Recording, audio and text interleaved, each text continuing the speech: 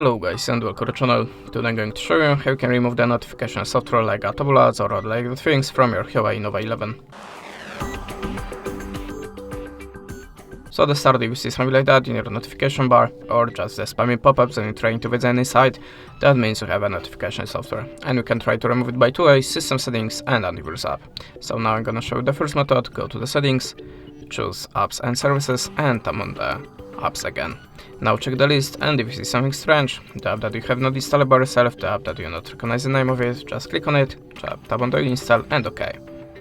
In the second step, go to your web browser, to the app list and look for your web browser again. Now tap on the storage and tap on the clear data, tap on the OK.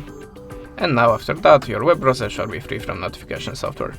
But if that way doesn't work for you, you can also try to download antivirus app, so go to the app gallery and look for the best antivirus app for you. I'm always using Avast, so you can launch it.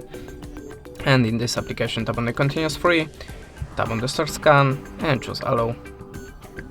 Turn on the switcher and go back to the app. Now always use the deep scan, and after the scanning process, all of the viruses should be removed from your phone.